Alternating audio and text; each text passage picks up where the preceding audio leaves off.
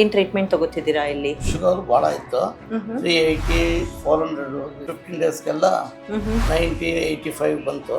ಆಗೇನು ಮಾಡಿದೆ, ನಾನು ಇನ್ಸುಲಿನ್ ಬಿಟ್ಬಿಟ್ಟೆ. ಹೀಗೆ ನಿಜನಾ ಅಂತ ಎಲ್ಲಾ ಕ್ವಶನ್ ಇರುತ್ತೆ, ಅವ್ರಿಗೆ ಏನ್ ಹೇಳ್ತೀರಾ? ನಾನು ಚಿಂತಾಮಣಿಯಿಂದ ಹೆಚ್ಚಿಗೆ ಒಂದು 20-25 ಜನ ಬರ್ತಾ ಇದ್ದಾರೆ ಈಗ.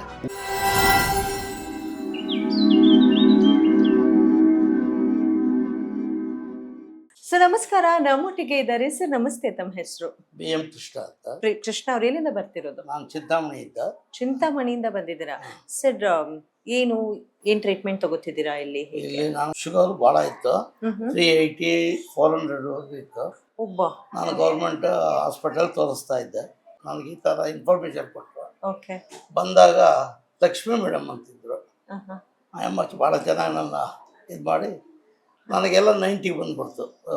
15 ಡೇಸ್ಗೆಲ್ಲ 90 85 ಬಂತು.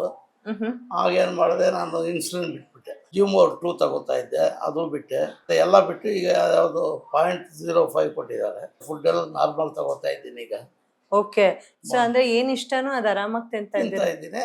ಅಂಡ್ ಇಂಗ್ಲಿಷ್ ಮೆಡಿಸಿನ್ ಕಂಪ್ಲೀಟ್ ಆಗಿ ಬಿಟ್ಬಿಡ್ತೀರಾ? ಇಲ್ಲ, ಯಾವುದೋ ಒಂದು 0.05 ಗ್ಲುಕೋಮೆ ಅಂತ ಹೇಳ್ಬಿಟ್ಟು ಅದು ಕೊಟ್ಟಿದ್ದಾರೆ.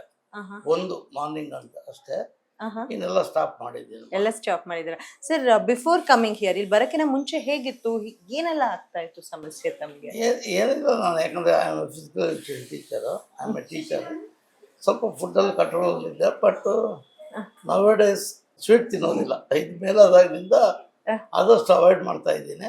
ಇವಾಗ ಒಂದ್ ಸ್ವಲ್ಪ ಆರಾಮಾಗಿ ರಿಲ್ಯಾಕ್ಸ್ಡ್ ಆಗಿ ಸ್ವೀಟ್ ತಗೋತಾರೆ. ಎಷ್ಟೊಂದ್ ಜನ ಅನ್ಕೊಂಡಿರ್ತಾರೆ ನಾನು ವಿಸಿಟ್ ಮಾಡ್ಬೇಕು, ಹೇಗೆ ನಿಜನಾ ಅಂತ ಎಲ್ಲಾ ಕ್ವಶನ್ ಇರುತ್ತೆ, ಅವ್ರಿಗೆ ಏನ್ ಹೇಳ್ತೀರಾ? ನಾನು ಚಿಂತಾಮಣಿಯಿಂದ ಹೆಚ್ಚಿಗೆ ಒಂದು 20-25 ಜನ ಬರ್ತಾ ಇದ್ದಾರೆ ಈಗ.